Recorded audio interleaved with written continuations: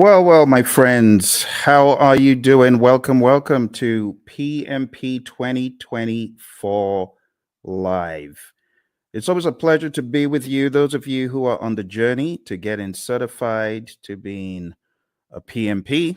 And for those of you who are already certified, I'd like to say a massive congrats to you. Really excited to be able to meet with you once again. So don't be a stranger. Let me know where you're calling from or where you're listening to me from.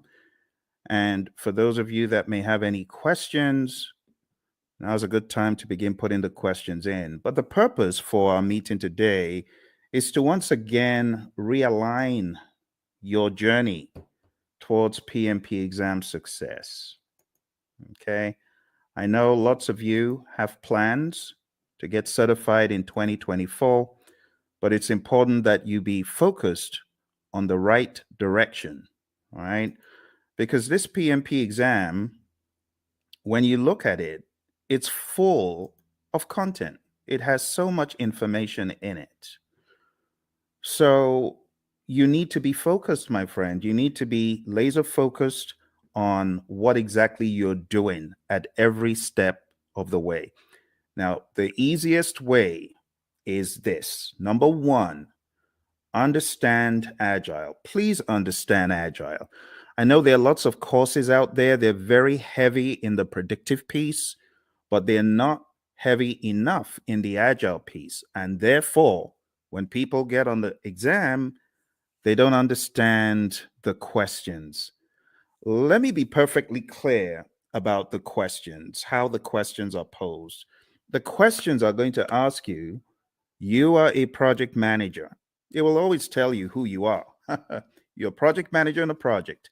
You're doing this, that, or the other. You encounter a situation.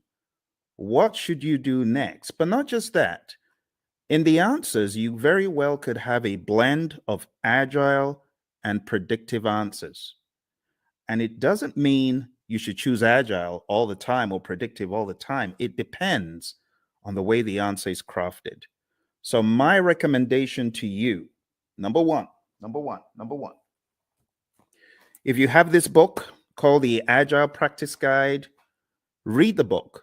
If you've been for one of my courses and you have Agile book, this one, if you have Agile Principle Run and Cut, please read the book. In fact, I mean, you can see the relative size, right? This is great. This goes deep. This brings you into the discussion like from a layman's perspective. So if I were you, you can get this on Amazon. You can get this everywhere books are sold, pretty much this as well. So I would recommend, if you are weak in Agile, beef up your Agile understanding to the point where you know pretty much where the question is going, right? You got to know from an Agile perspective the values, the philosophies, the thought processes, like just vanilla flavored values. Know your values really well, right? Just know through this work, we've come to value individuals and interactions over processes and tools, work in product over comprehensive documentation, customer collaboration over contract negotiation, responding to change over following a plan. And even though there's value in the items that we just kind of discredited, we value the items on the other side more. That's what you need to be thinking. Then you go over to the principles. Okay. So I'm going to walk you through a little bit of Agile tonight, just to make sure you're on that wavelength. When I'm done with Agile, I'm going to tell you what next to do with Agile. And then I'm going to go into the predictive and then the hybrid. So this is probably going to take about an hour. We might be fortunate to get done quicker, but I want us to jump straight into the discussion because there's a lot for me to show you in this world of PMP. And this first piece is a slice from my course that I call Agile for Practitioners. My buddy Roy and I put this together, and it has helped PMPs across the world ace their PMP exam. So I'm just going to give you a quick little slice of Agile for Practitioners tonight. Let's jump straight into a few little introductions. So that's me. That's your buddy Phil. And I got certified in 2005. And since I got certified, I've been helping people across the world come from an engineering background. I'm one of those who escaped, who ran away and went into a different world of project management, trained many organizations, as you can see on the screen, many government entities, and so on. But let's jump straight into why agile. Why agile? I like this quote from Leon Meganson. It says, "It is not the strongest of the species that survives, nor the most intelligent, but the one most adaptable to change." It's all about adaptability, my friend, isn't it? You might recall on page 14 of the Agile Practice Guide, the Stacy model. Stacy model is a great representation of different spectrums where you can be either in an agile setting or in a more simple predictive setting. The summary is you don't have to be agile in practice every single project. For example, you don't have to use Scrum on every single project. You don't have to use Kanban on every single project. Imagine a nuclear plant shutdown. You can't do that saying, we're going to do everything entirely agile. Heaven forbid. You got to be predictive in some instances. And that's why we have the simple zone where we are close to agreement in the requirements and close to certainty as far as the technicality. So we've already gotten that out of the way, right? There's that understanding. Now, taking it up a notch to help you with your philosophies, the idea is in the world of project management, which of these is most important every time? If I asked you to select three things, just three things that you feel are mega important every time, what would they be? Would you choose time? I'm curious. Why don't you chat into me and say, "Hey, Phil, this is what I think. This is what I think is most important on projects all the time." You want to try that? Go for it. Go for it. Go for it. Tell me, what do you think is hyper important? Three things, if you're going to choose three out of these. Any ideas? Is it schedule? Is it budget? Is it scope? Is it customer needs? Is it quality requirements? Or is it team satisfaction? Which three? Chat into me. I'm waiting for you, my friends. I'm waiting. I'm waiting. Come on, you're project managers, right? So you already know the answer to this, hopefully. Which would you choose? Which would you choose?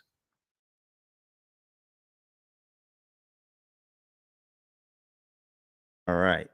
Which would you choose? Everyone's trying to be all cute here. All right. Well, what I would choose is probably not the first one because delivering on schedule, if I don't deliver quality, is going to be frowned on. Don't you agree?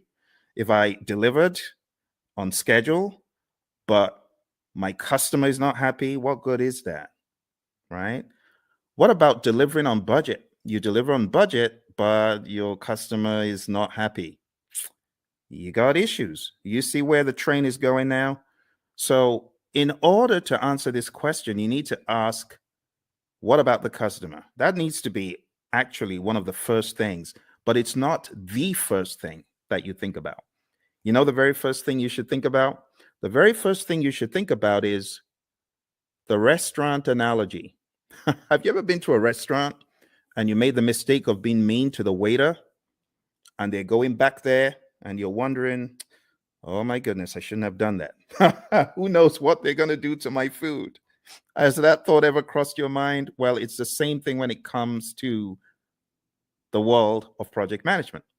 Because if you are not satisfying your team members, the likelihood is your customer may not be satisfied because the team may not put in their best. But if your team is satisfied, and I'm not talking salary now, I'm just talking being mindful and being empathetic and ensuring that the team has what they need. You know, the Agile Manifesto talks about giving the team the environment and support they need.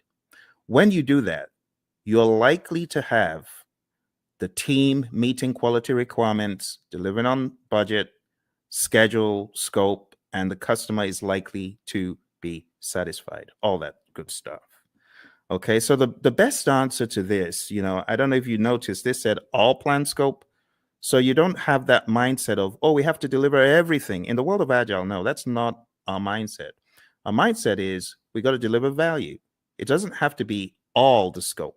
So I was looking for you to choose the bottom three. That's what I was looking for, just the bottom three: customer, quality, and team.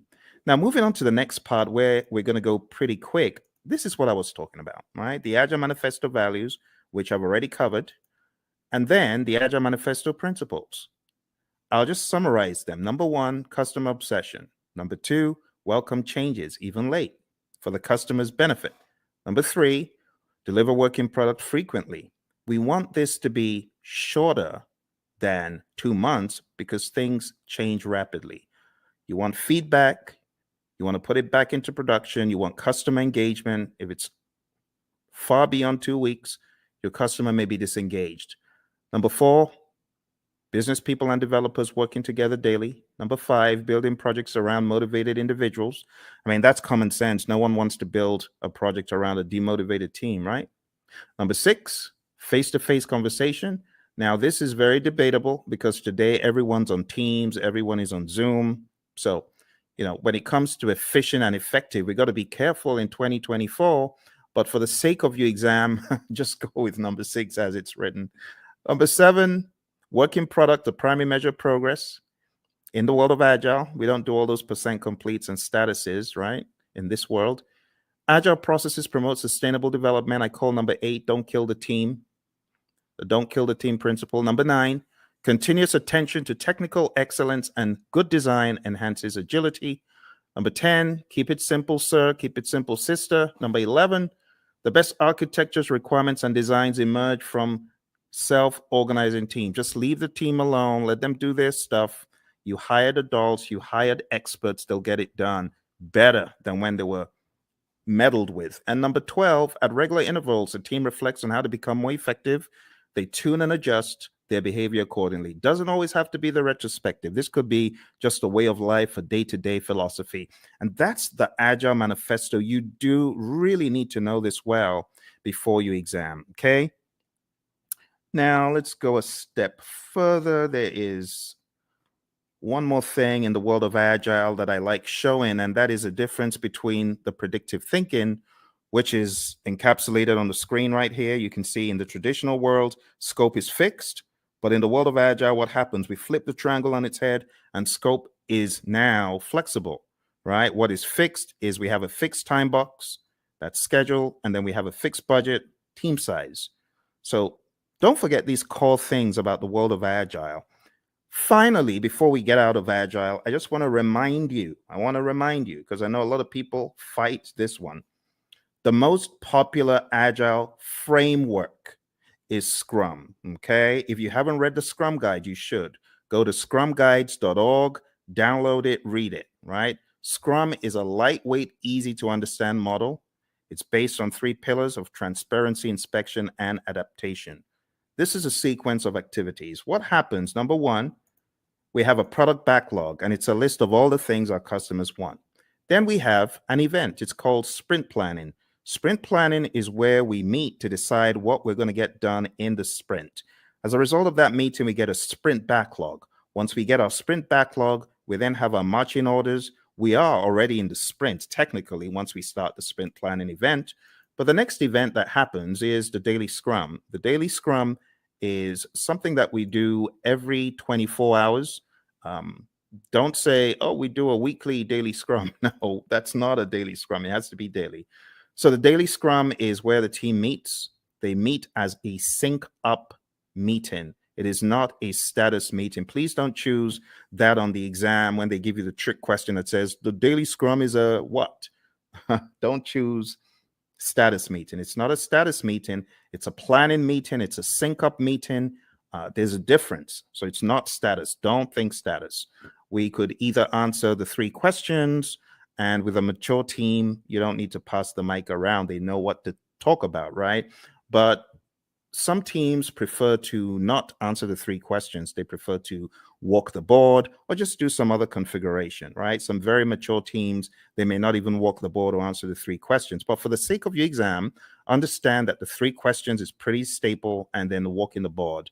It's talked about in the Agile Practice Guide, okay? Then the sprint, how long is a sprint? 4 weeks or less in the world of Scrum. In the middle of the Scrum, a lot of teams these days, and I really want to call your attention to a very subtle fact regarding your exam. I'm going to have to go to that book again. And it's a good book, actually. It's not a bad book. It's the Agile Practice Guide. So let's go to the Agile Practice Guide, okay? So looking at the Agile Practice Guide, I want to point out to you that there are a number of things the PMI accentuates on page 50 forward.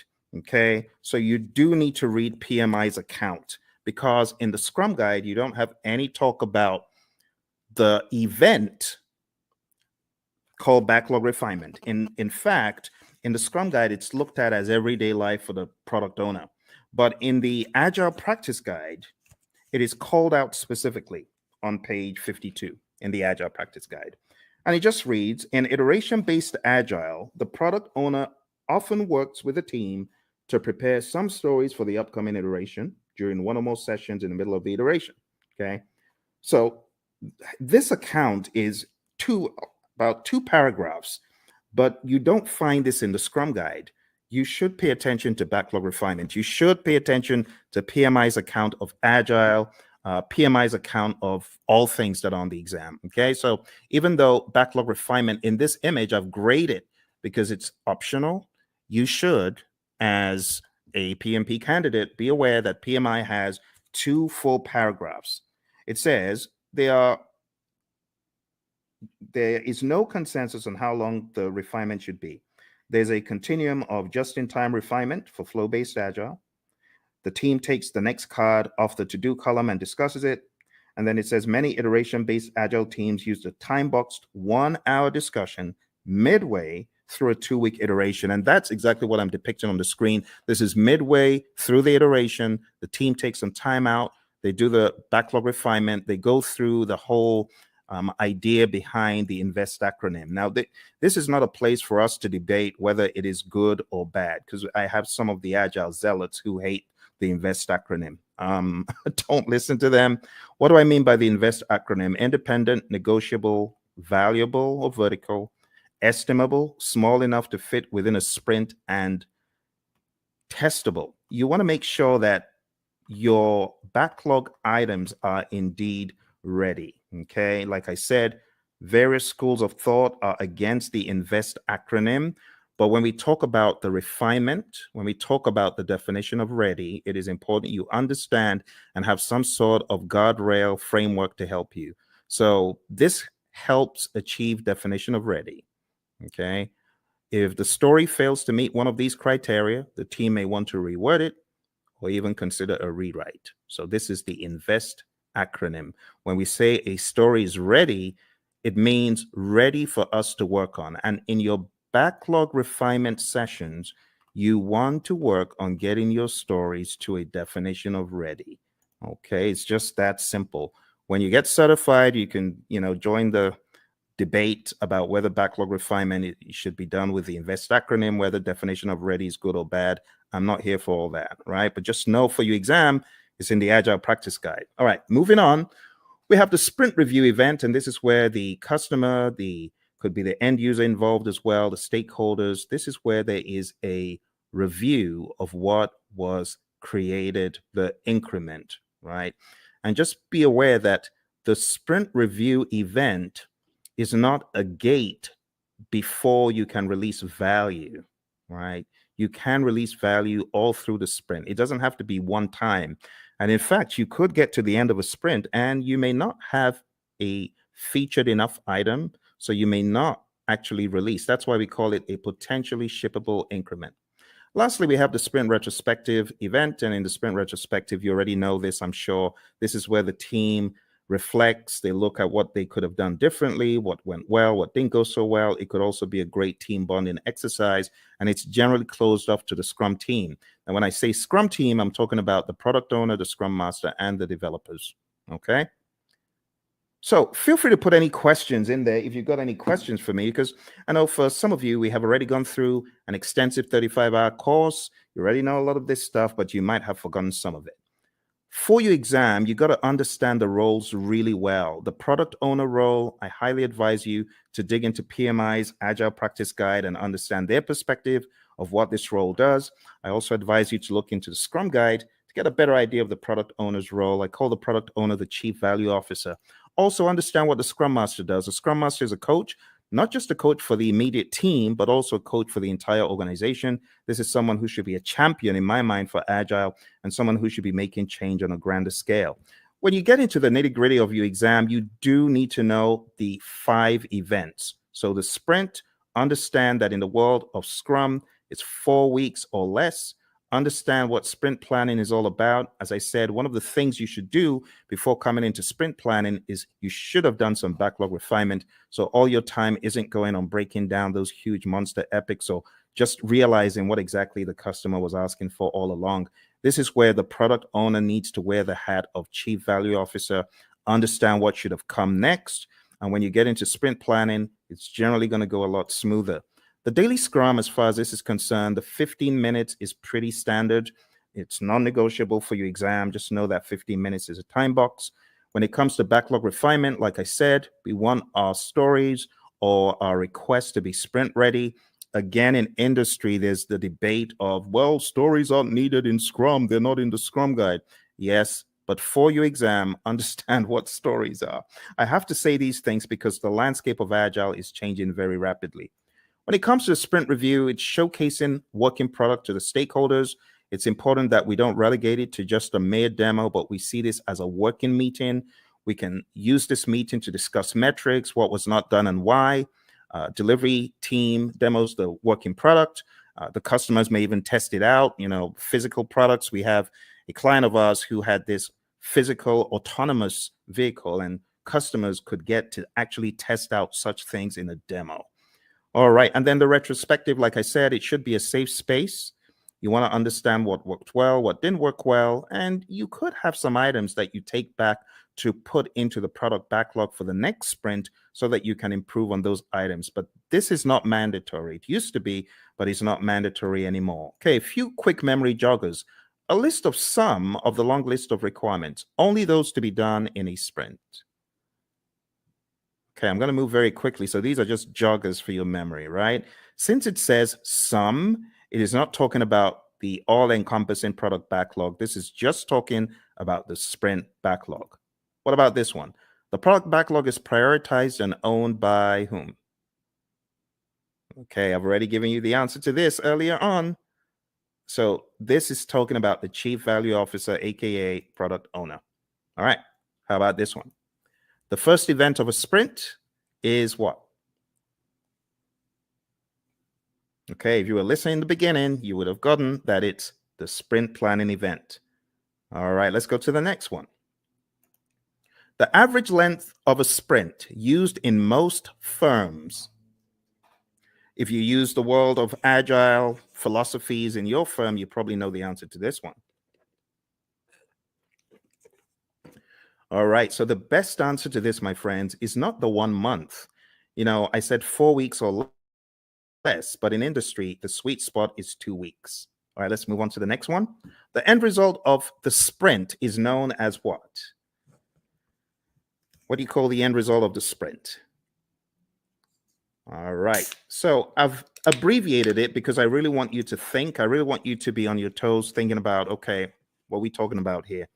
So here we're actually talking about the increment. Now, you can eliminate 1, but you're left with 3. It's definitely not the Project Management Institute. So the best answer that I would have expected you to choose is potentially shippable increment, PSI. Majorly because it may not be featured enough. All right, so PSI is the answer to that one. Okay, PSI. Okay. Next one, a daily scrum is what? What is a daily scrum? Is a daily scrum a planning meeting, a status meeting, a phase gate, or resolution meeting? Hey, Lawan. Lawan, good to see you. Lawan is one of our PMP gurus. She's already certified. And Lawan's got some other certificates, haven't you, Lawan? So very nice to see you. Nice surprise. What are you working on now that you're a PMP? Tell me what you're working on. I'd love to know. All right. So the daily scrum, Lawan said it's A, and she's correct. It's a planning meeting. We don't want to think of it as a status meeting. That will be an immediate 0. So don't do that. All right. Next one, priming the backlog and preparing it for the next sprint through discussions and reprioritization actions is what?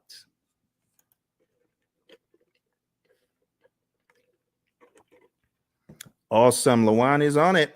She is on it. She hasn't forgotten it. Not missed a beat. Thank you, Lawan. The best answer to that is indeed what you chose. The answer is backlog refinement.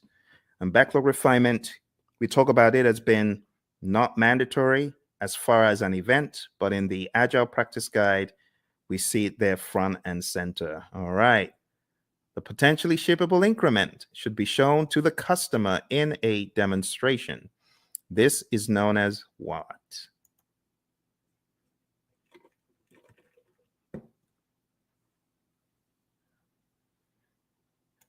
All right. So even though we call it a demonstration, it's not just that, but the best thing that we were looking for here is option C, sprint review. Now, again, just so you know, there's a lot of controversy in the world of Agile and Scrum when you call the sprint planning or sprint review or sprint retrospective a ceremony. You may get a wrist slap from some of the zealots. I don't care. Whatever. It is what it is. A lot of people call it ceremonies. A lot of people call them, other things, and that's it is what it is. Okay, Lawan. Lawan says she's working on her PSM. Awesome, Lawan. I know that you've already taken a lot of Ken Schwaber's PSM pre-test, so just keep doing that. And honestly, his site is probably the best place to be to just keep taking them over and over again, reading the Scrum Guide over and over again, and listen to our audio, because we've got audio out there on our channel, as you know. But well done, and try your best to listen to the lessons learned that are out there. We got lessons learned from the PSM from our friend Darian and Cindy, who both got certified last year. So I would recommend listening to them. I am going to put a link in the chat right now so that you can go listen to that episode. You can go listen to that episode and get some wisdom from both of them. They both got certified less than a year ago for the PSM. All right, well, let's move on to the next one. The Scrum team should spend time in self-reflection and checking itself for optimization and improvements. This is known as what? Another very easy one. You're welcome, Lawan. All right, another very easy one, very easy. Obviously, you know what we're talking about here. We're talking about the retrospective. Brilliant. All right, another thing that you should be aware of is just the terminology when we go through the product backlog. We have different terminologies. We have the product itself. We have the epics, features, stories, and tasks. And I just use a silly little mnemonic. I just say Phil eats fries sometimes on Tuesdays. It's my mnemonic. You can use that to remember. And here's an example of how the backlog could be broken down, right? Epics, huge chunks of functionality. Features, a group uses stories together for release. It's a sensible way of releasing stuff, release like stories. And then we have tasks, which are not in the product backlog, by the way. At best, these would be in your sprint backlog, but you have a lot of mature teams who don't even put that level of stuff into their backlogs. So at the end of the day, you would have a breakdown that looks something like this, right? You would have the product broken down into epics. Here's an example of PBIs for a website, and I will zoom in so you can see the intricacies here. So it looks very much like a work breakdown structure, but don't get it twisted. It's not a work breakdown structure. This is a product, right? Product breakdown. It is not a work breakdown. Okay, so this is the general idea. epics, features, stories. You can see we have the core website functionality broken down into the UI, and then that broken down progressively into more levels of detail until we get to a task level. Okay, and then here you can see the UX, content and user experience broken down into smaller pieces as well. Those would be at the feature level, and these story level, ultimately the task level. And we don't want to make this a religious thing you do in the world of Agile. It's not. It's just logic on how you break down your backlog, right? So your product backlog, you have big boulders, big chunks. Here's the general idea. When you're working on your product backlog, it's like an iceberg, right? You got this big old iceberg at the bottom. You got to break the iceberg into smaller pieces. And those smaller pieces, that's what floats up to the top. And that's what gets done. If the product owner, of course, is thinking properly, that's what should happen first. Okay, the next big difference that I want to point out is the difference between the definition of ready, which we talked about earlier. Go listen to it if you didn't, and then the definition of done. Definition of done is an agreed upon set of items that must be completed before an increment is considered complete. Do not mix this up with the acceptance criteria at the back of the card. The acceptance criteria, of course, could be one of the items that we are looking to be complete, looking to have met the requirements. But at the end of the day, the definition of done is not just one thing, it's a number of things. And it's on a case-by-case basis, depending on your industry and depending on your unique situation. But just remember that the definition of ready and the definition of done are different things. What drives Agile is a concept of value delivery. So you want to make sure you're delivering value to your client. Value should be the number one thing. Another thing that we joke about in our class is the concept of food, because we know people love food. But imagine if you went to a five-star restaurant and you wanted the dessert and someone said, no, you can't have the dessert. You got to eat the greens. Well, as an adult, you can appreciate that. But what if you were a kid? You wouldn't. In the same token, our customers, they have things that are near and dear to them, like dessert. And we say, give them the value they want first. Don't withhold the value from them. Because they won't be happy if you withhold the value from them. If you gave them the value, then they understand you get them, right? You totally get them. So how do you order the backlog? The different ways of ordering the backlog, but one of the philosophies is to understand the concept of doing the big, hairy, audacious things first, right? The high risk, but high value. So always think, what is high risk? What is there a high risk and a high value on in this project? If there's a probability that you won't get a high value item done, that could be bad. So what should you do? This is just basic project management common sense. Do the riskiest stuff first. And if you do the riskiest stuff first, there's a likelihood that you will at least get them done. If you don't do the risky stuff first and you do it last and then you don't get it done and the time box is over or the number of iterations you promised is over, that's no good. So we often say high risk, high value first, low risk, high value next, low risk, low value next. And then why do you even want to do those in the top left quadrant? Why do you want to do high risk, low value? It doesn't make sense. There's so much risk in it. Low value, it could actually tank the entire project. All right. So we're not saying this is the only way to think, but we're saying start off by looking for the high value stuff and then look for the riskiest of the high value stuff. There are other instances where you could prioritize based on other items such as urgency, cost of delay, weighted shortest job first. There's so many things you could think about.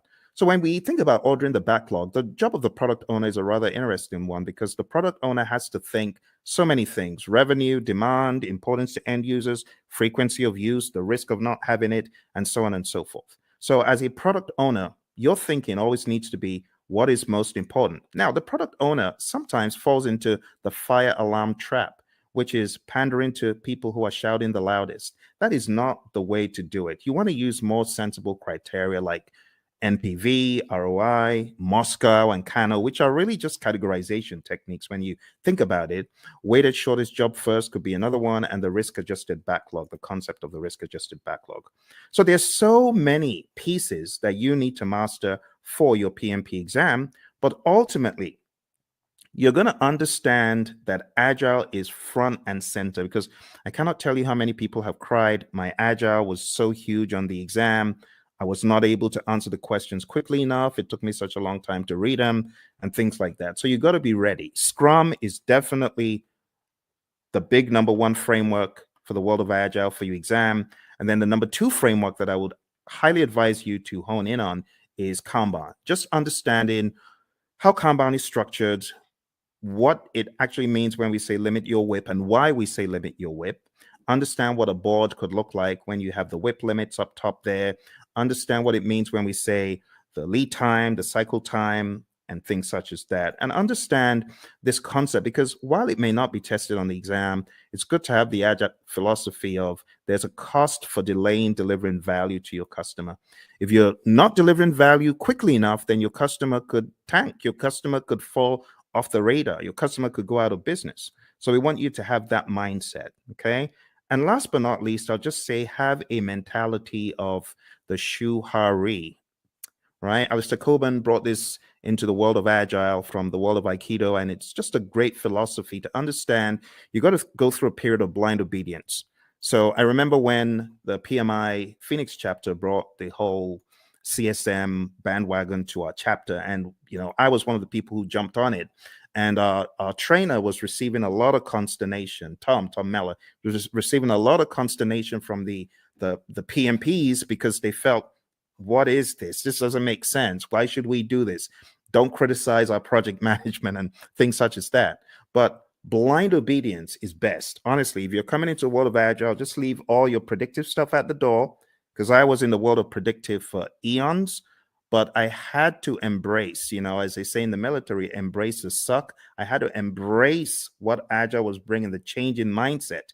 And not until I embraced it and I went fully in did I fully get it. So the blind obedience stage is really important. After the blind obedience, you get to the heart stage, consciously moving away from the rules, detaching, breaking free. And when you have done this for a period, you now understand the why, and you are just on autopilot Agile when you get to the restage. You're unconsciously finding an individual path to go beyond or transcend. So, my friends, for your exam, this is the first piece that I wanted to introduce to you because Agile is big. It's really big. Now, if you haven't already realized, your exam is going to be based on people, process, and business. And people, process, business could cut across the world of Agile, or it could also cut across the world of predictive. Yes. And that is why I should not say the 12 principles. 12 principles are important. That's in PMBOK 7. So let me just get the 12 principles out of the way for a quick second. 12 principles. Let's talk about that. So for those of you that haven't read about the 12 principles, I want you to download a PMI PDF. I'm going to try to put that PDF in the comments below. So PMI 12 principles. I'm going to share a very, very helpful PDF because it could help you. Like if your exam is tomorrow, you obviously aren't going to have time to read this book, even though it's not as big as the 6th edition, but it's still a significant effort. But maybe, just maybe you could go through the 12 principles in this PDF. So let me show you what is in this PDF. And this will be a very quick run through because the philosophies are quite important. Okay, so let me share this with you. The philosophies in the 12 principles. Let's go very quick. So you can see the 12 principles over here, right? You can see stewardship, team, stakeholders, value, and so on. Let's start from stewardship. Going all the way back to stewardship. So this just says you've got to be a diligent, respectful, and caring steward. All of those things there are extracted from the PMBOK 7th edition, and this is kind of like the most significant part of the book in my mind. So if you open up the PMBOK Guide 7th edition and you go to page 24, okay, I want to make it very clear, very clear. Okay, here, this is it. This is it. I know it looks transparent, but this is it. PMBOK 7th edition. So if you go to PMBOK Guide 7th edition and you go to page 24, it says, be a diligent, respectful, and caring steward. And that's what you see here, stewardship. Stewardship includes integrity, care, trustworthiness, and compliance. And the summary is this: act responsibly to carry out activities with integrity, care, and trustworthiness while maintaining compliance. And that's it. Let's go to the second one. Number 2, team. So if you follow me to the next one, page 28, it just says project teams are made of individuals who wield diverse skills. And the summary is create a collaborative project team environment. That's the summary. All right. Next, we go to stakeholders. And the principle about stakeholders is one of collaboration. It just says effectively engage with stakeholders. Number 4, value. I've already talked about value today, and this just espouses that same idea. Focus on value. If it's not valuable, don't do it. Continually evaluate and adjust project alignment to business objectives and intended benefits and value. Systems thinking. Always see the big picture. It says recognize, evaluate, and respond to system interactions. That's that one. Going over to leadership. Leadership is all about being bold, taking those leadership decisions, making them, it says, demonstrate and adapt leadership behaviors to support individual and team needs. So here, I would say definitely know the Hersey-Blanchard model, the 5 stages of team development, things like McGregor's theory, Herzberg, Vroom, McClelland, all those, you should have an idea about those. But understand that leadership is all about influence. There's a difference between leadership and authority. You got to know that, okay? Even in the power interest grid versus the influence impact grid, there's a difference between power, authority, and influence leadership, okay? You got to remember that. So demonstrate leadership behaviors. Moving on to tailoring. Tailoring, it says, tailor based on context. The summary is you cannot throw the entire PMBOK guide or guides or process group or practice guide at every single project. All right, next one is quality. It says build quality into processes and deliverables. You got to think quality. It says maintain a focus on quality that produces deliverables that meet project objectives and align to the needs, uses, and acceptance requirements set forth by relevant stakeholders. Let's move on to complexity. Complexity, it says navigate complexity.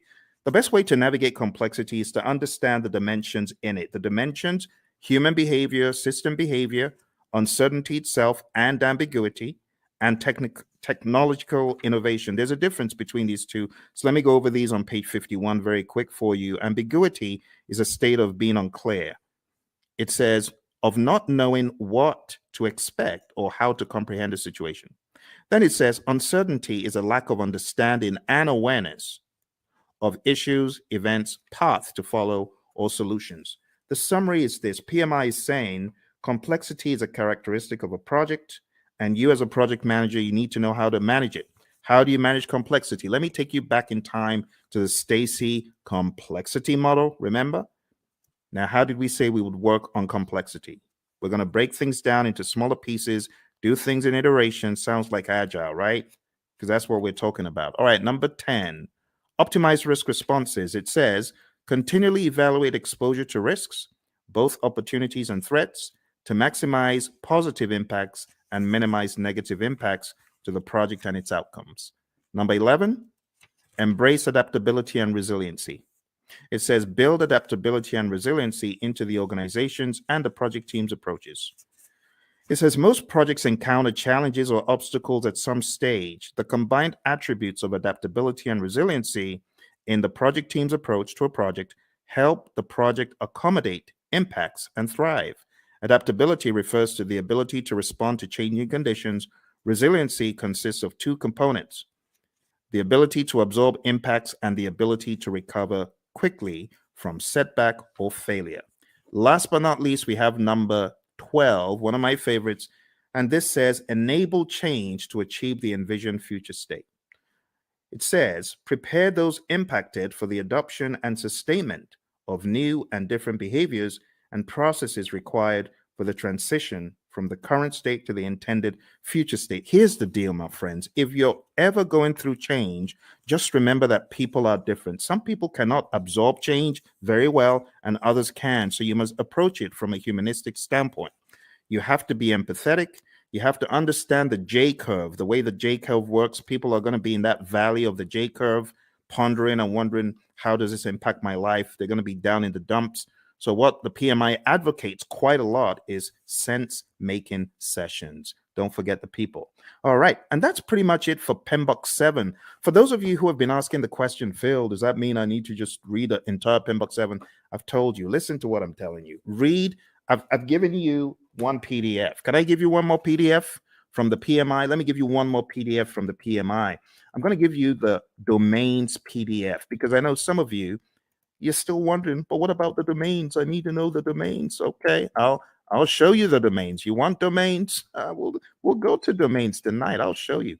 So here we go. Here are the domains. Okay, just to ensure that your curiosity is satisfied, there are 8 domains in the PMBOK Guide 7th edition. Now, stay with me because I know some of you are fixing to run away.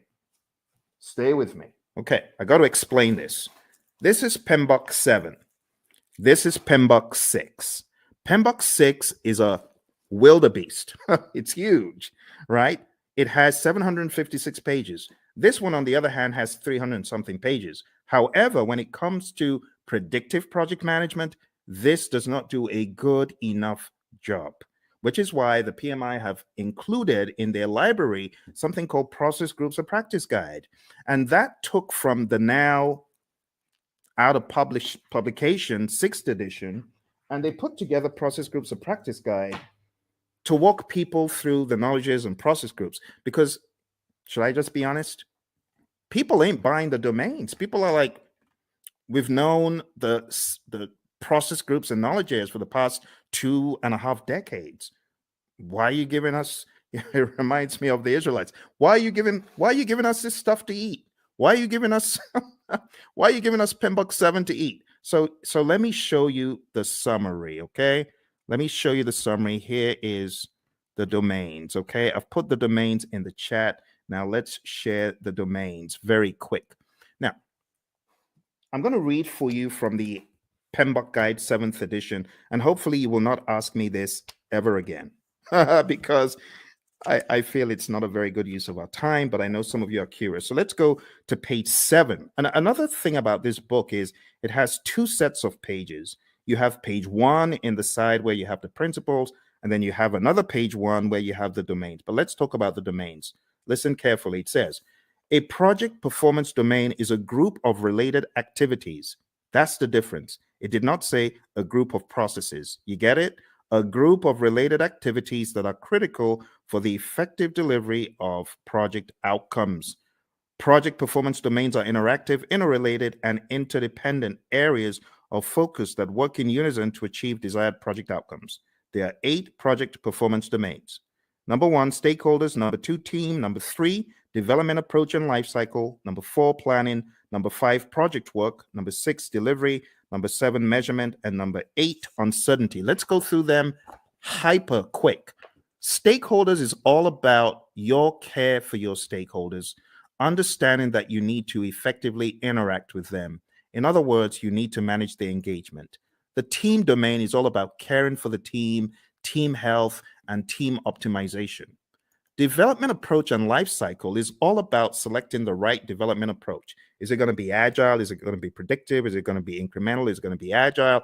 And then going down into the smaller silos, is it going to be Scrum? Is it going to be Kanban? Is it going to be TDD? Is it going to be ATDD that we use here, right? And so on and so forth. Planning is all about planning the project. It's that simple. Project work, as it says here, addresses activities and functions associated with establishing project processes, managing physical resources, and fostering a learning environment. Watch this. Project work is associated with establishing the processes and performing the work. Boom, performing the work. That's the direct and manage project work process and everything connected to it. So just think executing. The next one is delivery. This just makes sense. You create a product, service, result, feature, function. It needs to be delivered. And that's what you're doing in the delivery performance domain. It addresses activities and functions associated with delivering the scope and quality. You see those two? Scope management, quality management. I told you you were not missing anything. That's what these domains are all about. The next one is measurement. Now, this one, I must say, is a worthwhile inclusion in the dialogue, because a lot of times you have individuals who are measuring stuff and their measurements are probably not sensible. For example, a company my buddy Roy worked with, the company said to the testers, we're going to reward you if you find bugs. The more bugs you find, the more rewards you get. So these people aren't stupid. Of course, they had friends who were developers. So the developers started cranking out some soft bugs, not really malicious bad bugs, just soft bugs that will get their buddies a reward. What a ridiculous metric to measure.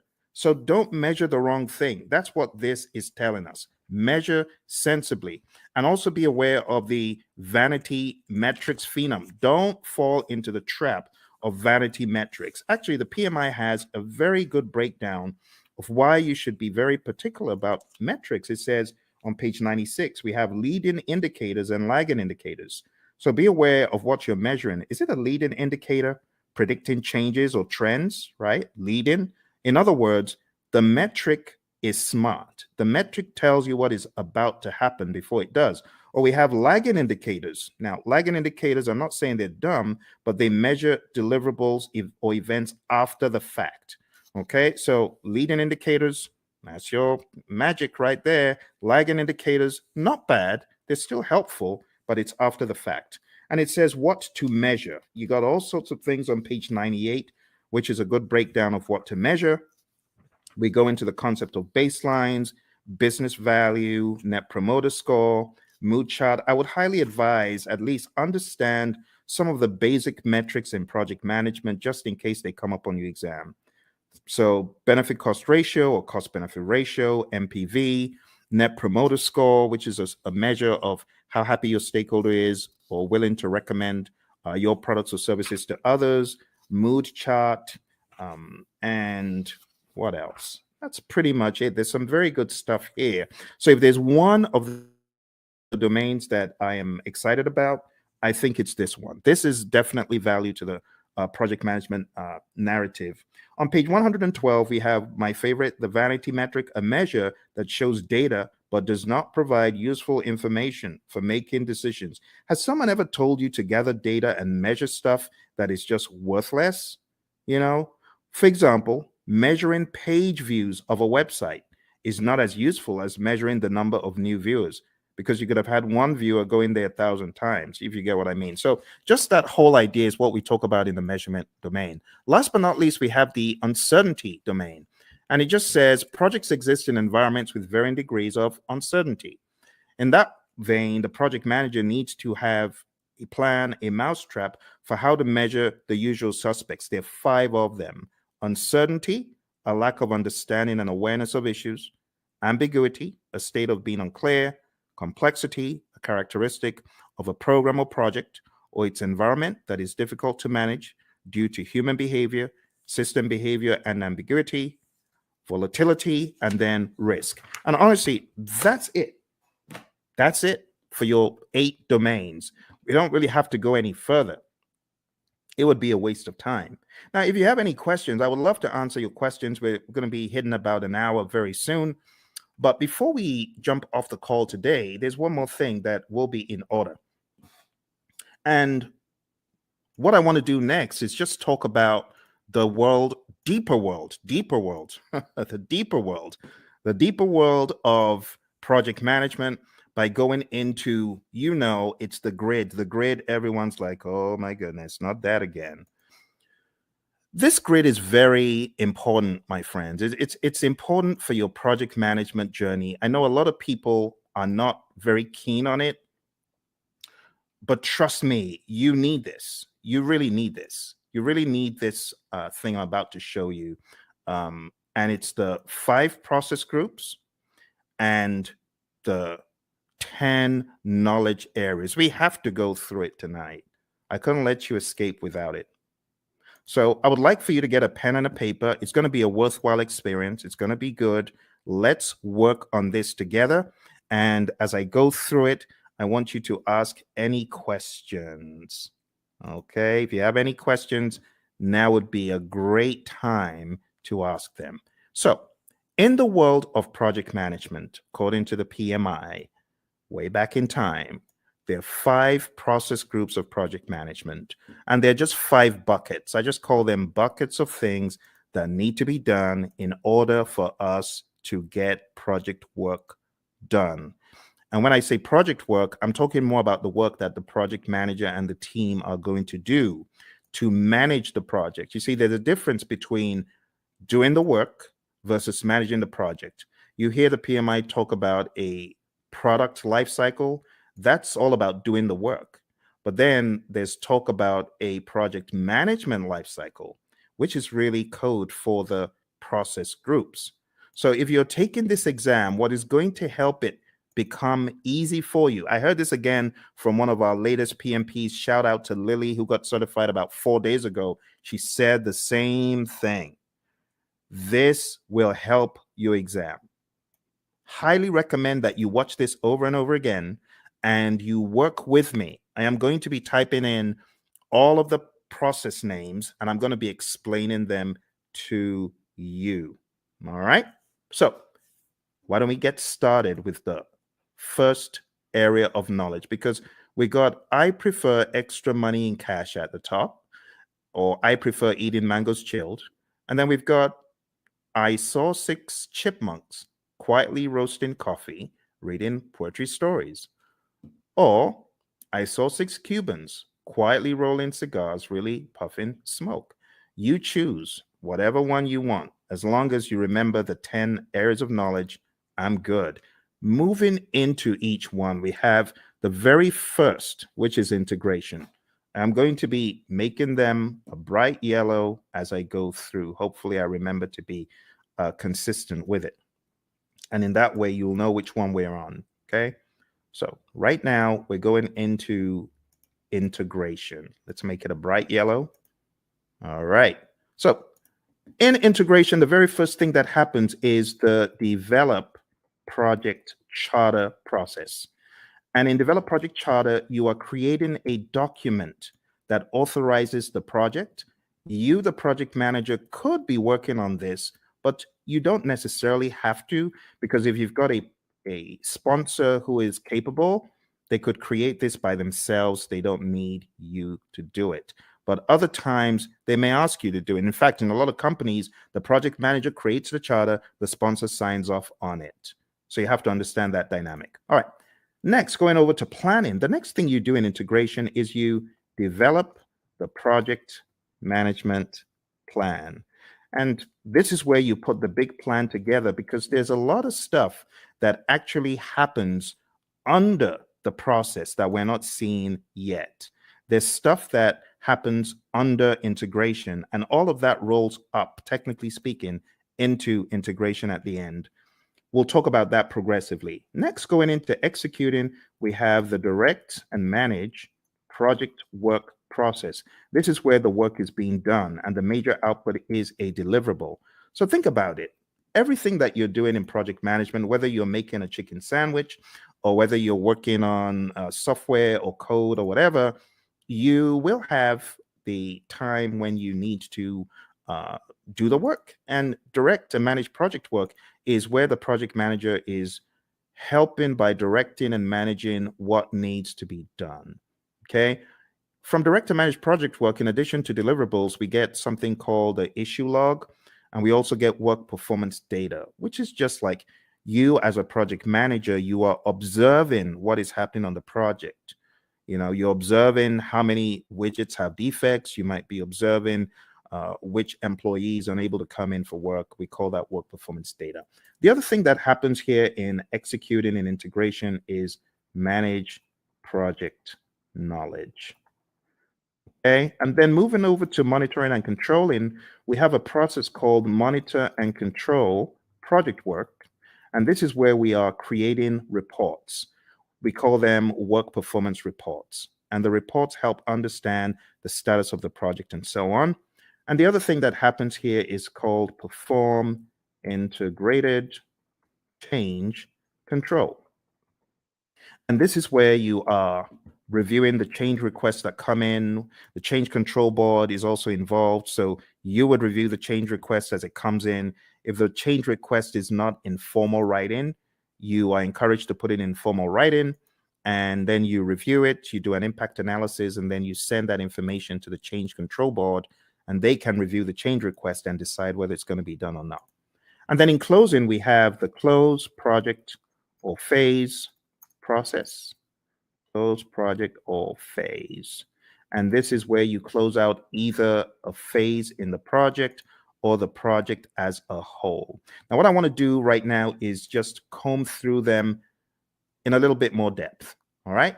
We get a project charter from here, develop project charter over here. From develop project management plan, we get our project management plan. From direct to manage project work, we get our deliverables. From manage project knowledge, this is where we do our lessons learned. We get a lessons learned register. From monitor and control project work, we get our work performance reports. From perform integrated change control, we get our approved change requests. Remember, we could also say the change log is technically an output from here. But remember, your exam is not based on all these inputs, outputs, and stuff. They just help you understand the flow. It is important for you to understand the flow, my friends. And then we have close project or phase. So closing out the project or a phase in the project. This is where we have a final product, service, or result transition as an output. We also have a final report as an output. Okay. Now, these are not just random words that I made up. These are indeed things in the PMBOK Guide 6th edition and things that are helpful for you to know as you traverse the landscape of project management as you prepare for your exam. Okay. All right. I hope that makes sense. Do send in any questions if you have questions. So that's the first knowledge area. Now, everything that happens under integration, you got to look at it like this. Look at it like this. All this stuff under rolls up. All the stuff under rolls up, technically speaking. Now here, I know we only have one process here, but technically speaking, what you have in identifying the stakeholders, you want to make sure the stakeholders buy into the charter. All the stuff you have here in planning is going to add up to your project management plan. All the stuff you do in executing is pretty much governed, talking about governance from an integrative standpoint. Everything you do in monitoring and controlling is governed up here because all you're checking to see if you're going according to plan in all the knowledge areas is governed at a higher level in monitor and control project work. And close project or phase, it just has that, okay? And that's the general high level idea. Now we're going to be going crazily quick, so I'm going to put the responsibility in your court to tell me to slow down or stop because I'm just going to go pedal to metal from here, okay? All right. So draw along, follow along. It will be a good exercise. Going into planning, we have plan, scope, management as a process where we decide how to manage scope. Then we have collect requirements, where we are collecting all the requirements, functional requirements, business requirements, and so on. Then we have the define scope process, where we create the project scope statement, which has all the inclusions, exclusions, detailed deliverable description, and so on. Then we have create WBS, which is where we create the work breakdown structure. Then we jump across to the monitoring and controlling process group. And here we have two things. We have validate scope. This is where your customer checks the product, service, or result. And then we have control scope. And this is where you, as a great project manager, you're controlling the scope, making sure people aren't adding extras. Okay, good. Let's move into schedule management. In schedule management, the first thing that we have here is plan schedule management. Plan schedule management is where you create a plan for how to develop and manage the schedule. Then we have define activities, where we list out the activities that need to be done. Sequence activities, where we put the activities in order of occurrence. And estimate activity durations, where we decide how long each activity will take. And then we have develop schedule, which takes everything into account. And voila, we have our final schedule, right? We also from here have our schedule baseline.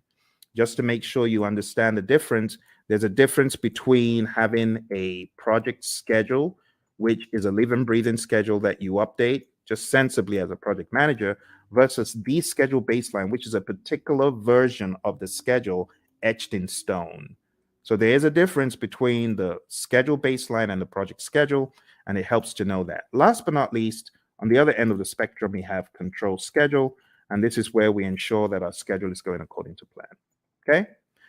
Be sure to ask any questions. If you have questions, I will be moving a lot quicker from here. Going into scope, we have three things we do. Three things in planning and one in the monitoring and controlling section. Here we plan cost management, and that's where we plan how to manage cost.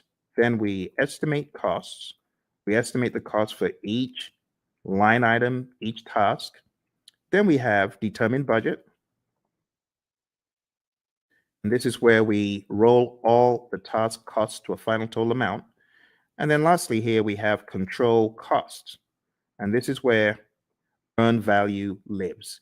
Now, when I say where earned value lives, this is where we use the earned value metrics. The earned value metrics could help us see trends where we're likely to end up, or previous performance across schedule and cost and even scope. Just remember for your exam, you need to remember SPI, CPI, CV, and SV. You need to remember that they all start with EV. They all start with earned value, right? That's an easy way of remembering. If it's a variance, what do? You subtract. If it's an index, what do? You divide. So that's another quick tip. And then if it's schedule, then if it's schedule performance index, plan value is the other thing. If it's schedule variance, plan value is the other variable. If it's cost related, actual cost is the other variable for cost performance index and cost variance.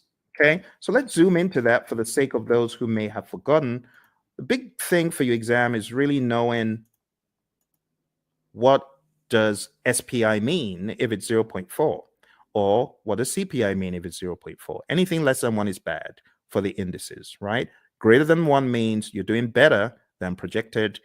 Anything less than 1 is bad. Equal to 0 means you're equal to 1, I beg your pardon, for the indices means you're right on target. For the variances, if it's 0, it means you're on target. So if you have a 0 variance, that's good. If you have a negative variance, that's bad. If it's greater than 0, like if you have even a $5 cost variance or schedule variance, that means you are actually better than planned. Okay, so those could help you in your recall for the exam. I'm going to put them over here. I'm going to make them a little bit smaller because they're not really a process. It's just something to remember. All right, let's go over to quality. So in quality, we have plan, quality management, and we have manage quality, where we are actually carrying out our quality audits, manage quality. And last but not least, we have control quality. And in control quality, this is where we are actually checking the product, service, or result. Okay. For those of you just coming, we're doing an end-to-end coverage. It's a very rapid means for you to catch up on the PMP. Once this live stream is over, it is likely you will not see the video because the video will be pulled down. You won't see this video once it's over. So if you know you're not able to stay, unfortunately, you will not see this video afterwards. All right, let's come out. Let's go back in. All right, there we have it. So we've got plan quality management, manage quality, and control quality. Moving on to the next thing we're talking about, we're going to talk about resources. Moving on to resources, we have 6 things here. We have plan resource management. We have estimate, activity, resources, and those two happen in planning. In executing, as far as resources concerned, we have acquire resources, we have develop team, and then we have manage team. And what are the differences? In develop team, this is where our team goes for team building, They get trained, they get educated in project affairs if they need to, or technical things. And then in managed team, this is where we give the team feedback. And last but not least, here we have control resources. All right. If there are any questions whatsoever about what you get out of the processes, please ask. I know I'm going pretty quick because I have so many videos about this stuff on the channel that I'm expecting that you might have maybe even already gone through some of those. Okay, let's go on to the next one. Next one is communications. And in the communications knowledge area, you're going to do three things. You're going to plan communications management. You are going to manage communications. In other words, you're going to communicate. This is where you're going to distribute information to people. This is where you could have reporting done in meetings. And last but not least, we have monitor communications. Okay. Again, I want to encourage you, if you haven't mastered this, this is important for your PMP exam. I know some people feel, oh, this is old stuff. Trust me when I tell you, I cannot count how many people I've heard from that this helped them put the big map together. So I really want to stress, if you haven't mastered this, please spend some time in doing so. Okay. All right. Let's make these a little bit smaller because we got a really big one coming up. We got risk. Risk is a significant beast. It's very, very big. So let's go on to risk. And risk starts off, as usual, with plan risk management. This is where we create a plan for how to manage risk. Then we identify the risks. Then we perform a qualitative risk analysis. Think about it like a high, medium, low, or on a scale, numbers that generally don't equate to the same thing from project to project, but they help us in the prioritization of the risks, as far as which risks are we going to go after, which ones are we going to leave alone, so on and so forth. All right, moving on. We have perform quantitative risk analysis. And this is where we analyze the risks from a numeric standpoint that is also dollar related or something quantitative like weeks. You could analyze from a schedule perspective, how many weeks, how many days, and that's an absolute. That is not qualitative. Or how much money is going to be the result of this risk as far as contingencies are concerned. This is where you're getting really into some hardcore amounts. The next thing that happens is called plan risk responses. And then we jump across to executing, and then we implement those responses. Okay, and last but not least, we have monitor risks. Now, when it comes to plan risk responses, again, I'm going to take some time out to talk about the A team, not Mr. T and the A team, but avoid, transfer, escalate, accept, and mitigate. Okay, so these five are your approaches for negative risk or threats. We also have another 5 for positive risk or opportunities, and I'm just going to put them here sneakily. I know it shouldn't be there, but I'm going to put them there because I want to share them with you. I call it EASEE, easy, right? Easy. It just stands for exploit, accept, share, escalate, and enhance. You got to know these really well. Look on the channel because I have videos. Avoid. Let me just blow this up a little bit so that you can see it a little clearer. Okay, let's blow that up. Okay, so avoid, and feel free to take screenshots. That's fine if you want to take screenshots, right? So avoid is avoiding the risk altogether, 100%. The risk doesn't happen or it doesn't impact at all. Transfer is transferring to a third party. Escalating is elevating the risk to either your boss because it's beyond your power or your authority, or you could escalate because it's affecting other parts of the organization. Accept is doing nothing. We have passive and active accept, and mitigate is reducing the probability or impact.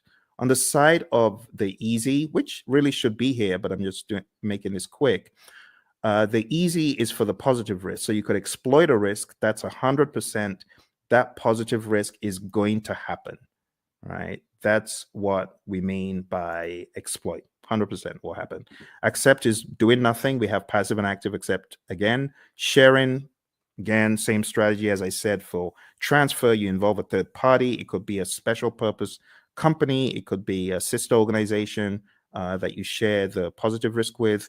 Escalate, again, escalating it to a higher power because it's beyond your project or because it's beyond your power. And then enhance is really just increasing the probability or the impact of the positive risk. All right, so that's risk, my friends. We are going pretty quick here, and we are going to be done before you know it.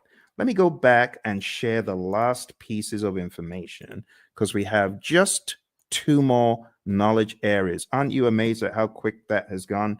You know, in some courses, the entire 1 week is spent on that. They spent 5 days taking you through what I'm showing you in minutes. That's why you need to come to my course. Come to my course. I'll do a lot of time optimization for you. You want to join my course, go to hpmexam.com or go to tinyurl.com/elite PMP or tinyurl.com/elite CAPM. I'm going to put those links in the chat because I know some of you are like, how do I join your program, Phil?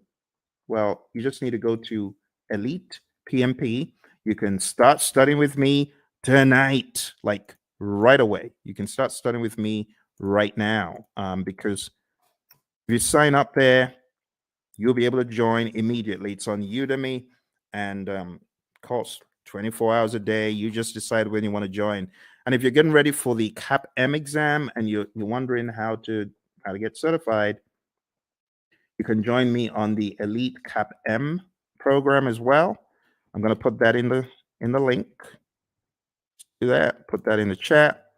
So go to Elite CAPM if you're keen on studying with me for the CAPM exam. And then if you want to be on my full-blown training for project managers, not only to get them PMP certified, but also to elevate them to the next level after PMP. In other words, showing you how to succeed.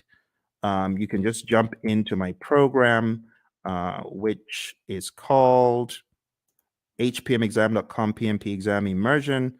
Let me put that in the chat as well for those of you who are curious, because I know some of you are feeling the training right now. You're like, my goodness, I just spent $2,000. I spent 10 times more. I got 10 times less in a different program. If that's you, I want you to smash that like button. Tell me if that's you. I want you to hit like. I want you to subscribe to the channel, and I actually need you to share it with your friends. Okay, that's what I need you to do. So if you want to study with me, do that. And if you're like, Phil, I ain't got a dime. I'm just trying to get by. Hey, that used to be me. That used to be me back in 05. I didn't have a dime. And that's why I've got you covered. I've got a free 30-hour program right here on YouTube. For those of you who are on YouTube, those of you who are on the other platforms, thank you for joining me from the other platforms. I see you. I see all of you across the platforms. So if that's you and you're like, Phil, I ain't got a dime, I got you covered. I'm going to put a link in the chat, and this is to my 30-hour free program, totally free. All you need to do is go on to pmp.pmradio.org, and I've got over 30 hours of free video. Free, totally free. No catch. The only thing I ask, though, if you really want to support the channel, because I know some of you you gained so much from the channel. Just go get the book, PMP Exam Immersion, right? The PMP Exam Immersion book, I'm going to show you tonight how to put everything together in context.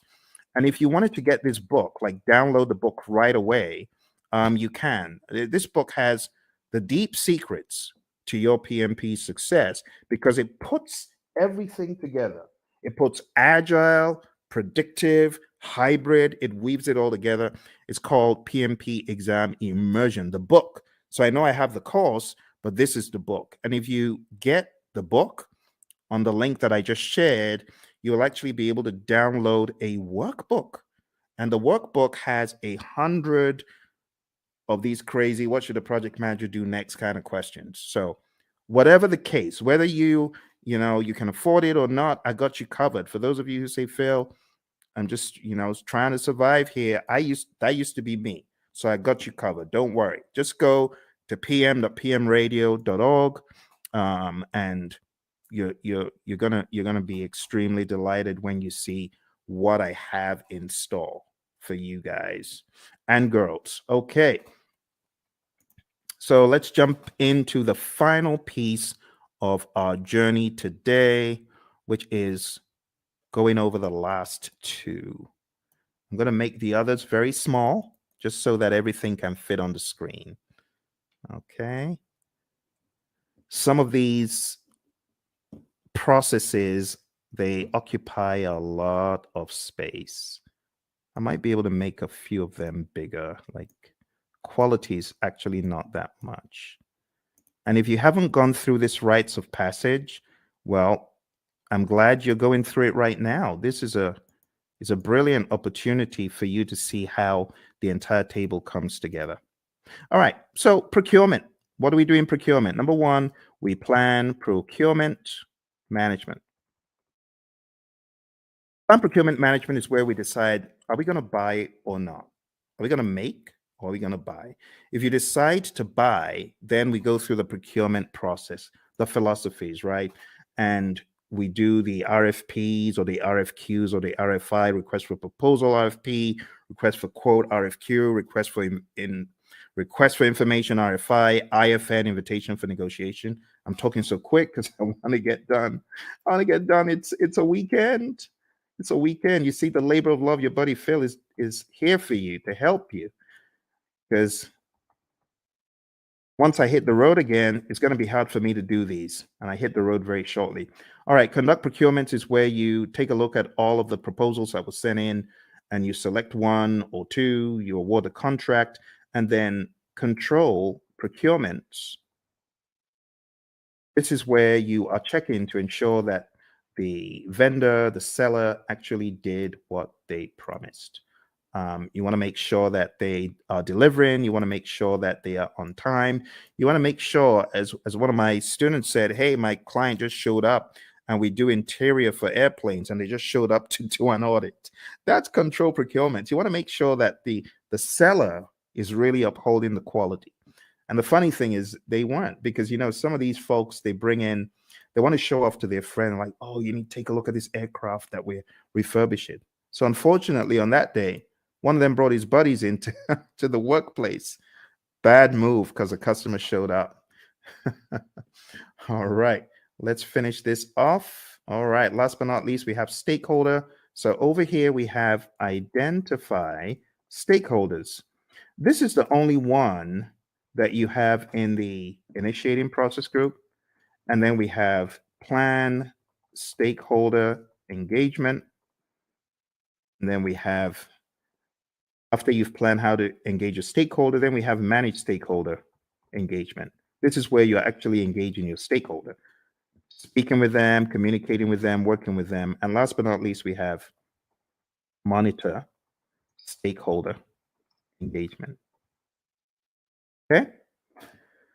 And my friends, that's it. I just showed you. Please give me a round of applause. Give me a round of applause, please, please, please. I think I deserve it because I've done what a lot of instructors won't do. I took you through the entire Agile curriculum. I've taken you through PMBOK 7, principles, domains, and boom, now I took you through PMBOK 6. PMBOK 6. Do you know how much time that would have taken to go through these books alone? Do you know what that would have taken? We went through this, we went through this, and we went through this. All in 1.5 hours. Please give me a round of applause. I need some likes. Like, please, please help me, help me. I know some people think, why is he asking for likes? I need your likes. I can't do this alone. I'm trying to help the world get PMP certified. You need to remember where I'm coming from. On my PMP exam, question 20, do you know what the time was? Question 20?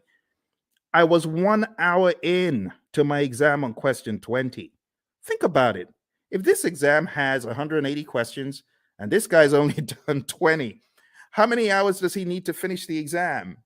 The wise people would say 8 more hours. You're correct. It was a disaster. I had only gotten to question 20, 1 hour in. And this is a very good example of how not to take the exam. Don't take the exam saying, oh, I've got to answer this. I'm going to use all the time I can to answer this one question. No, don't do that. Don't do that. I was spending 3 minutes a question. How foolish. Instead of me to go with my gut and just keep mowing them down, just keep going. Even if you feel they're not right, you don't have the luxury of time. I've had a lot of students who say, Phil, I was shocked. I ran out of time. Normally, before I got into the exam, I was killing all of my mock exams. Of course, because the stakes are higher. Your brain is going to be working differently. You're going to be working differently. So don't try that stuff that you do at home on the real exam, okay? Which is why I say roll up your sleeves and go to a test center, smell the coffee. It'll kick in. It'll kick in. Just drink the coffee, but smell the coffee because you realize the stakes are high. Long story short, after 1 hour, I started writing my eulogy of the PM slain in the Battle of PMP. The PMP who tried his best, the PMP aspirant, the PMP wannabe who tried his best. Phil tried his best, but alas, he was slain at the Battle of PMP. Why was he slain? He didn't have his weaponry right? So I was crafting my eulogy until a conspiracy theorist gremlin pounced on my shoulder. And I'm grateful for that conspiracy theorist gremlin. And the gremlin said, the PMI is looking at you from behind the scenes, and they can see that you got all the questions wrong, and they're giving you more of those questions. You got risk wrong, and they're giving you more risk. You got schedule wrong, they're giving you more. Why don't you go to the back of the exam? It was a crazy thought, but this is what got me out of the exam alive. I jumped all the way to the back of the exam. Back in those days, you could move backwards and forwards between all the questions. And back in my day, there were actually 200 questions. So I went all the way to the back and I started doing the questions from the back, from the back, from the back. Truth be told, hey, use this. Use this as the fire escape. For me, it was the fire escape. I started backwards and I realized the questions were easier from 200, 190, 180, 170, 160, 150, 140, and just kept doing the exam backwards, and it was easy. Then I got to a pocket of difficult questions. It's like these question writers are like fiends from the pit. They know where to grab you, and they just, boom, dollop a boatload of hard questions, and it's like quicksand.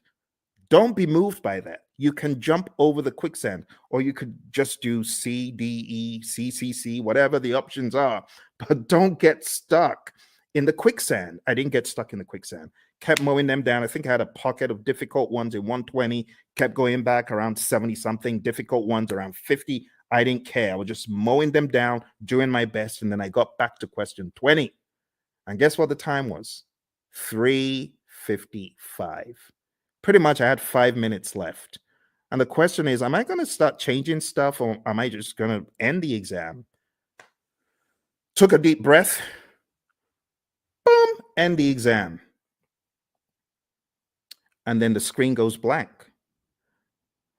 You've been selected for a survey. We would like to find out, did you enjoy your exam experience? Was it clean? Did you like the staff members? Oh my goodness. Now I have to go all the way through this ridiculous survey saying, I liked it, I didn't like it.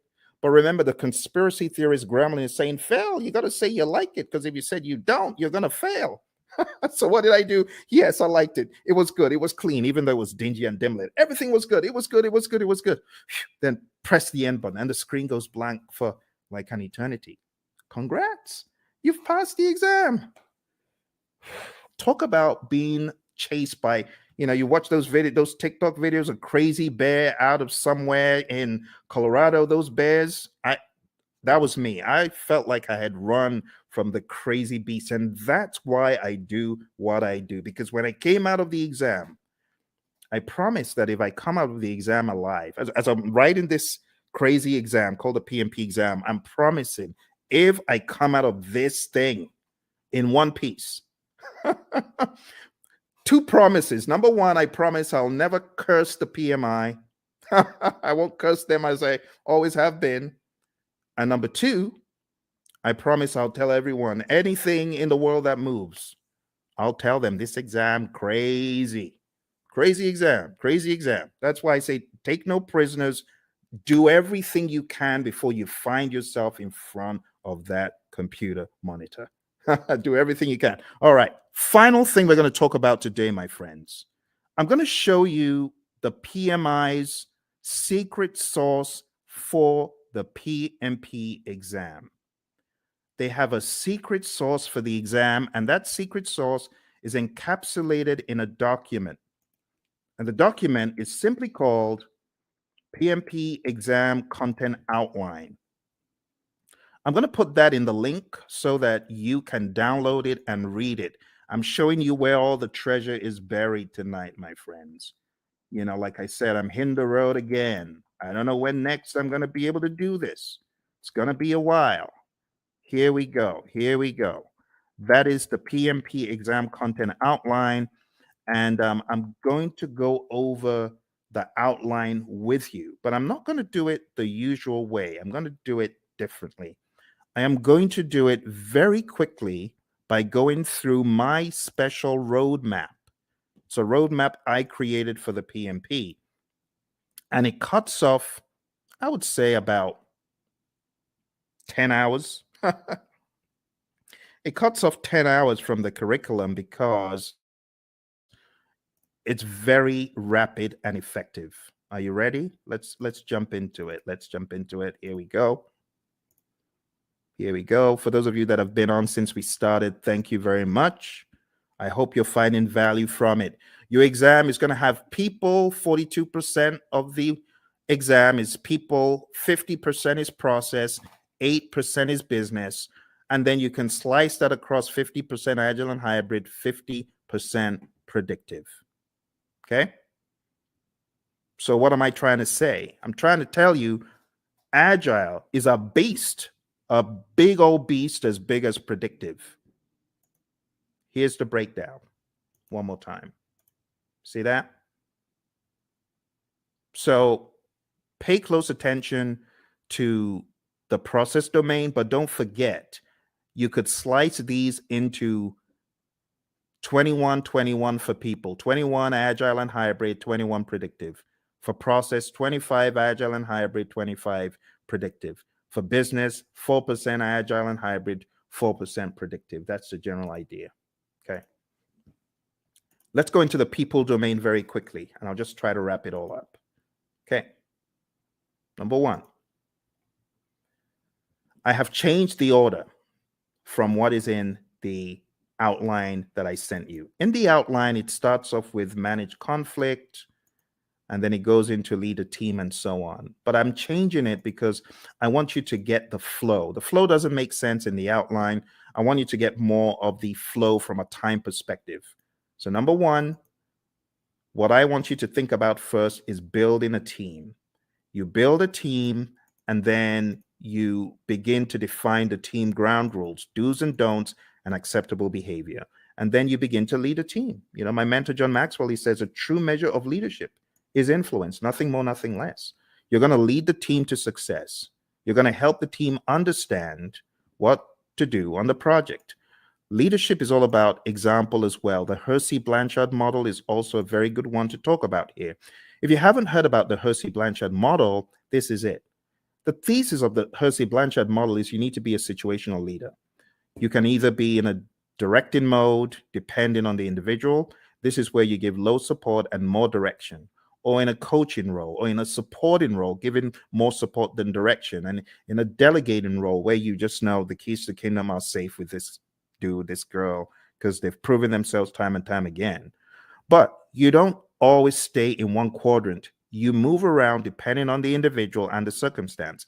With someone, you could have a delegating approach, but if you change the environment, you may need to have a more directing approach with that same individual. And that's the general idea. The other thing that you really need to know for your exam is the 5 stages of team development: the forming, storming, norming, performing, and adjourning. This will help you on the questions. There's also subtle lingo used. So when it comes to forming, the team members are independent. When it comes to performing, the team members are interdependent. So you got to understand PMI's lingo when it comes to these. I would say it's worth checking how they discuss the 5 stages of team development, or Tuckman's ladder, Bruce Tuckman's ladder. Also, as part of your journey, know the 10 tenets of servant leadership: listening, empathy, healing, awareness, persuasion, conceptualization, foresight, stewardship, commitment to growth of people, and building community. You already know the PMI isn't going to do this in parrot fashion, but you do need to be very comfortable with the narrative. Also, for the people domain, you need to understand the Thomas Kilmann conflict mode instrument. There's no image of this in the PMBOK guides, any publications from PMI, but you need to realize that you could be somewhere in the middle as far as your approach to conflict, or you could be very forceful to get your way, or you could be in a collaborate or problem solve mode, which means you're assertive about your needs and the other person's needs. You could be in the avoid or withdraw mode, or you could be in the accommodate or smooth mode. The accommodate or smooth means you're more focused on the person's needs than yours. Avoid or withdraw means you don't care about yours or the other person's needs. You just want to escape. And that's okay. But avoid or withdraw is not the end. You could be back. You could be back with some additional backup. It depends. Okay. So there they are again. The Thomas Kilmann conflict mode instrument, PMBOK 6, page 349. If you're in PMBOK 7, it's talked about differently. It's kind of wonky because it kind of went off something else instead of sticking to the Thomas Kilmann conflict mode instrument itself. This is what I would recommend, though, for your exam prep. Okay. So going back, we've talked about 6, 12, and 2. The other things you need to know for your exam: definitely understand how you as a leader should build shared understanding. Then we go to task 5, ensuring team members and stakeholders are adequately trained, which is a no-brainer. Number 13, mentoring relevant stakeholders. Whether you're the scrum master or the project manager, you should mentor. Empower team members and stakeholders. Manage conflict. This is where the whole conflict dialogue now comes in. Number 11, engage and support virtual teams. Understand the concept of the fishbowl window. Number 9, collaborating with stakeholders. Number 7, addressing and removing impediments, obstacles, and blockers. Number 3, supporting team performance through the application of emotional intelligence. Number 14, I beg your pardon, promoting team performance through the application of EI. And number 8, negotiating project agreements. Now, 3 and 14 are very close. Supporting team performance and promoting team performance, they're very similar. Supporting the team means you're there for them, you big them up in a meeting, you don't throw them under the bus. Promoting team performance through the application of EI is different. This means you are emotionally intelligent. Emotional intelligence means you're able to control your emotions, bridle your emotions, and you're also able to influence the emotions of others. And that's the people domain very succinctly, okay? As easy as ABC. But don't forget, in the document I sent you, every one of these is broken down into smaller enablers. I would recommend going through the PDF that I put in the chat. That will help get you to excellence in this. Okay, let's move on to the process domain. Before we get to the process domain, I really want to accentuate a couple of tools. Okay, the stakeholder power interest grid is big. Make sure you understand that before your exam. You could have the power interest grid, the influence impact grid, and other allotropes of it, and understand the planned stakeholder engagement process. This is where we have our stakeholder engagement assessment matrix. I call it the SEAM. This is where you have your current state of the stakeholder, and that is your desired state. They're currently unaware. You want them to be supportive. The question for your team then becomes, how do I get Bob from an unaware stakeholder to supportive? What are the actions that we need, right? And those are the actions that you got to discuss. So this is a great conversation piece for the real world as well, okay? In the task of collaborating with stakeholders, in which process do you build trust and gain support from stakeholders? What do you think? A, B, C, or D? All right. I'll go quick. So the answer to this, my friends, is where you are communicating with the stakeholders and working with them. And therefore, the best answer is manage stakeholder engagement. You won't get questions like that on the exam because those are very prescriptive to process name, but still you could get the process names expanded upon and camouflaged. So you do need to know what you're doing in each process. Here's another one. On your agile project, when facilitating a meeting with stakeholders, it is critical to do what? Is it hold the meeting in person? Is it develop and distribute an agenda prior to the meeting? Is it bring snacks? Or is it use technology to record the meeting so you can reference as needed? What do you think? Which one is more agile than the others? Which one makes sense? Okay, so which one is critical? In which one would the meeting sink if you didn't do it? Think about it. It's like a trick question. But you're not required to hold meetings in person in the world of Agile. You don't have to bring snacks and you don't have to record, but it would make sense. For example, if you're holding a retrospective, it would make sense for you to have an agenda and for you to share that. Okay. So this is an example of how, oh, looks a little bit difficult. Am I in the world of predictive? Or mine, it sounds a little bit predictive in the answers, but it says agile. So you got to be ready to face things like that. All right, let's move into the next domain, which is process. Okay. As usual, we have our roadmap, and these are the things we've just talked about. So I'll be very quick. Number one is actually task 13. So this is where you determine the appropriate methodology, the methods, the practices. Are we going to be agile, predictive, or something else? Then you got to establish a project governance structure for rules and regulations and how things work. And then number 9 is pretty much integration. You got to integrate project planning activities. Number 17 is plan and manage project or phase closure, pretty much close project or phase, which we've already looked at today. Number 8, plan and manage scope. Number 6, plan and manage schedule. Number 5, plan and manage budget and resources. So at a high level, number 8 is really scope management that we looked at. Number 6 is schedule management. And number 5 is budget and resources. I'm sorry, it's a little bit obscured because of the color on the screen. Number 7, plan and manage quality of products or deliverables. That's quality as a knowledge area. And all of these also double in the world of agile. Don't forget. Number 3, assess and manage risks. We've taken a look at that. Number 12, procurement management, pretty much. Number 1, execute the project. Now we can execute the project. After you've done all that planning, now you execute with urgency to deliver business value. Number 16, ensure knowledge transfer for project continuity. Make sure that you're transferring the knowledge, because if that person leaves, what's going to happen? That needs to be your question. All right, manage project issues, have an issue log. Make sure you chase those impediments as vehemently as possible before they eat you alive. So we talk about impediments, obstacles, and blockers. So the question is, what is the difference between an impediment, an obstacle, or a blocker? And the answer is an impediment slows you down. An obstacle is in the way. Now you can go around it, you can go over it, but when it comes to a blocker, you're stuck in your tracks. You're stopped. That's really bad. They're all bad, but blockers are the worst because they just stop you in your tracks. You can't move. When we talk about managing project issues in the world of predictive, all of those things are in your issue log. You got to go after them. Manage project changes just means manage changes using your change management plan. Your configuration management plan must also be considered. This is manage project artifacts. 3 artifacts in Agile. Who remembers?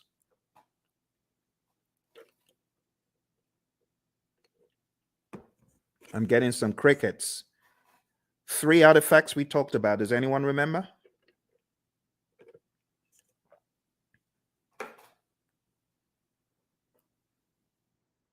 Hello? Everyone's quiet. Okay, I don't bite. All right, so the artifacts I was looking for from the world of Agile is your product backlog, your sprint backlog, and your increment or PSI. In the world of predictive, I was expecting the baselines and the plans pretty much. They're possible artifacts. We could also say our burn charts are artifacts from the world of Agile and things such as that. There are other things we could include. All right, managed communications is the next one. Pretty much managed communications, the communication knowledge area, and then engage stakeholders pretty much the stakeholder management knowledge area that we've taken a look at. Okay. Don't forget, there's some really important stuff in the Agile Practice Guide as far as the incremental agile predictive iterative mantra, knowing when one is better than the other. So if there's a low degree of change, but there's a high frequency of delivery, it's incremental, stuff like that. This image is going to help you master. Again, know your Scrum, know your Scrum, know your Scrum inside out. Read the Scrum Guide. Make sure you go to scrumguides.org. As I recommended earlier, read it, go through it, go to Ken Schwaber's website, scrum.org, and make sure you take some of his Scrum basic assessments. They will really help you get very firm in Scrum. And don't forget the PMI's Agile Practice Guide, page 18, table 3-1. This is a table that you do, in my mind, absolutely need to know before your exam. And when it comes to the world of risk, just understand that risk can be positive or negative. Like in this image, we have, okay, the mouse gets the cheese. Well, that's a positive risk. Or the trap gets the mouse. Okay, it's a negative risk. But from whose perspective? From the perspective of the mouse. But what if we're talking about the homeowner? From the homeowner's perspective, what if the mouse gets the cheese?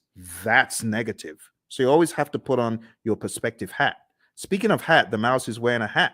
So what strategy has the mouse adopted from this? Well, the answer would be mitigate. The mouse is trying to mitigate. Okay. Let's move on to the final domain. The final domain in this narrative, my friends, is a business domain. And in the business domain, we have 4 tasks. Number 1, plan and manage project compliance. Make sure that you are complying.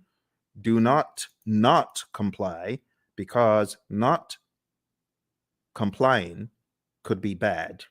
We're going to hear from our buddy Roy very quickly here. He's going to share an agile perspective of compliance. Let's hear what Roy has to say. So Roy, is this a good word in agile space? Well, maybe it's a necessary word. We certainly don't like it, but it is functionally correct. It is technically the correct word to use. But we do want to make sure that we're aware of what compliance regulations are in place, so that we don't get ourselves in trouble. But I also want to stress that there are actually times when we might intentionally decide not to be in compliance. I've done a lot of work in the finance space, insurance space, and sometimes they're actually having those conversations of, okay, there's a new regulation that just came down the pike. Is it cheaper for us, for at least for right now, to go do that and go make sure that we are compliant, or should we just pay the fees for a period of time and do that work later? So those discussions they're valid discussions, especially when no one's being hurt. It's not about that. It's more about this regulation. We just can't get to it right now. It's going to cost us more to do it now versus later. So there's sometimes those discussions happen, but those things are planned. They're understood. There are lots of discussions. Same basic needs, in an agile project as you would in a traditional project. It doesn't really change that much. But again, the difference is how we do it. We make sure that the teams are very aware of the compliance and regulatory needs, and that they understand them very clearly, so that we don't necessarily have to do reviews to identify compliance. We are encouraging the teams to be compliant always. That's a big difference. All right, good words from our buddy Roy. And like I said, if you want more of Roy and I's training coaching, going down to hpmexam.com, we have tens and tens of hours of both of us going back and forth talking about this stuff over and over again. You could go on to tinyurl.com/elite PMP. You'll be able to join the Udemy course where we have PMBOK 7. We just go to town on PMBOK 7, and you can watch all of those videos there. All right, moving on. Let's go back, and we're talking about business domain. Next thing is evaluate and deliver project benefits and value. So in the world of the PMI, they've become hypersensitive to the concept of benefits and value and outcome. It's no longer just about deliverable. Moving on to task 3, evaluate and address the external business environment changes for impact on scope. This is what a good product owner should be doing. A good product owner should always be scanning the boundaries and saying, what has changed in the environment? How does that affect our project? That needs to be the question. All right. as usual, I want to hear from my buddy Roy about environmental impacts. He always has such great wisdom to share. So let's listen to what my buddy Roy has to share. I hope the sound is coming across properly. It's a little bit different from Zoom's, this mechanism I'm using. So do let me know if you're able to hear the sound of Roy's voice. Let's listen. I'm glad to talk about the backlog. That's a very positive change. Obviously, observing and monitoring and all that sort of thing is really not that much different than you would do. That's a business thing. Your product management community, if you have one, they would be doing these sorts of things. And that part doesn't change. The part that does change, though, is that we're able to make those changes a lot faster. So if something is happening in the market, we don't have to wait 6 months or a year to implement it because of current projects. We change it now, or as early as is practical anyway. And the main reason that we can do that is because it's less impact to our schedule, less impact to our projects. We can make those changes a lot faster with significantly less impact to our project. All right, back to you, Phil. All right, awesome stuff from our buddy Roy. So now you understand the concept of the environmental changes and their impact on scope. We've got one more, and we're going to be done for the night. We're going to be done. So here's your last chance. Type in any questions you have. I'm sorry if you are typing in questions and I'm not seeing them. This is a different platform, so even though it's live, I am unable to see if you have chatted in anything. It's not coming through. You might want to go to LinkedIn and try, because a few moments ago, Lawan was chatting in and it did work for her on LinkedIn.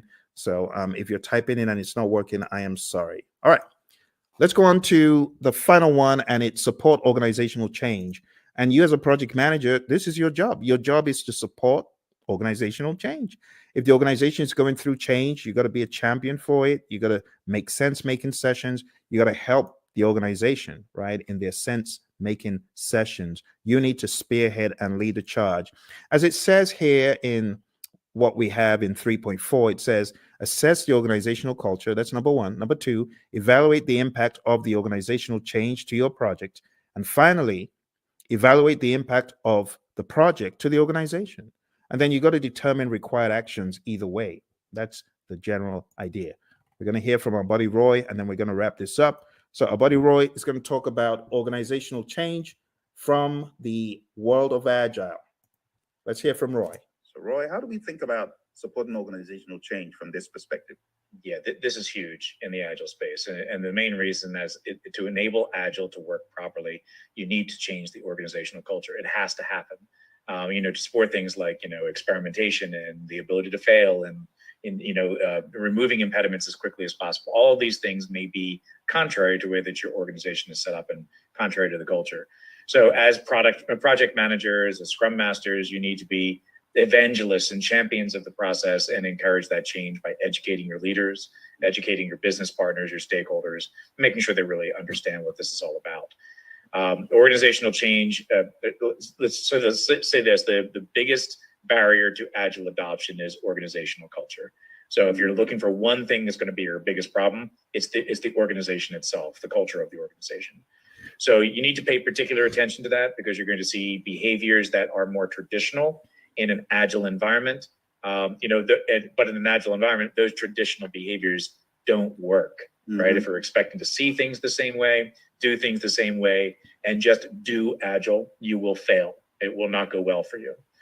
You may get some benefits, but eventually you're going to start seeing where the organization is going to get in the way, and you will start very quickly falling back into traditional approaches because this Agile thing doesn't work here, right? And it's not that Agile can't work there, it's that your organization is just not changing to allow it to happen. All right, Phil, back to you. Awesome stuff as always from my buddy Roy, my Agile coach. Thank you, Roy. And with that, my friends, we are done. Or are we? There's one little piece left that I like to throw in at the end, just to help you see how far we have come. Because when I tell you we've climbed 1,000 mountains, you better believe it. We've climbed so many mountains that you won't even believe. When you see the roadmap of everything we've done tonight, you won't believe how much we've done. We've done a boatload of stuff. We've done so much stuff. It could actually be a little bit mind-boggling to you. So what I like to do at this point, I like to show like a roadmap of all the intricacies of the PMP exam. So let me just go over them one by one. First of all, we've talked about the world of predictive. We've talked about the world of agile. We've talked about the people, process, and business domains. We've talked about Scrum. We've talked about Kanban. We've talked about the Agile Manifesto, talked about the Agile Manifesto values and principles. And then I've shown you PMBOK 7. I've shown you PMBOK 6. I've shown you the 12 principles and the 8 domains. Wow. My goodness. Okay, let's put it all into perspective. I'm going to show you one more image to bring it home. This is going to be the coup de grace. It's going to help you see everything in one place. Okay. But are you ready? I hope you are. This is going to go pretty deep. Let's take a look. I call this the PMP mind map. PMP mind map. And this mind map encapsulates the entire journey. I think at the end of it, you'll probably appreciate all the work you have been doing, actually. All the work you've been doing to succeed on your PMP, you're going to see it come to light here. All right. Here we go.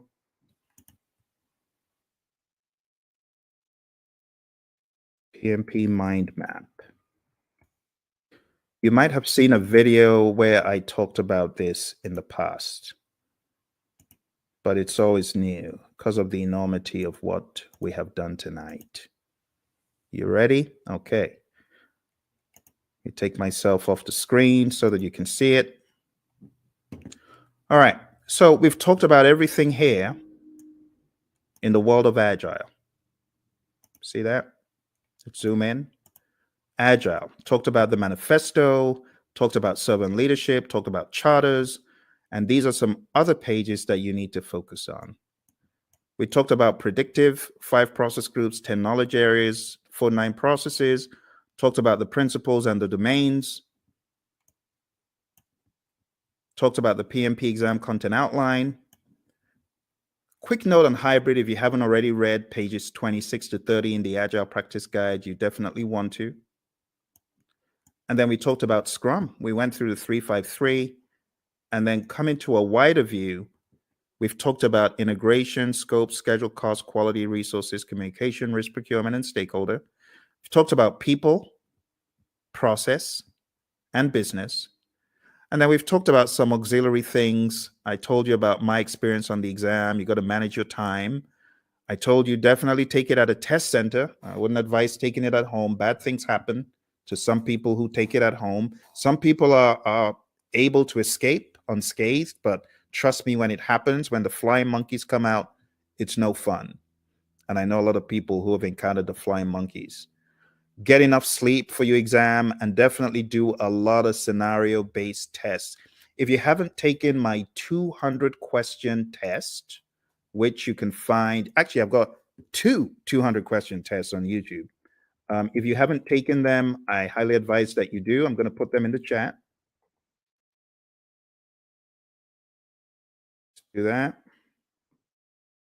So, well, my friends, thank you very much for joining me. I appreciate it. You take care, and don't forget, check out all the links, hpmexam.com, tinyurl/elite PMP, and tinyurl.com/elite CAPM. All right? You take care. All the very best. And bye.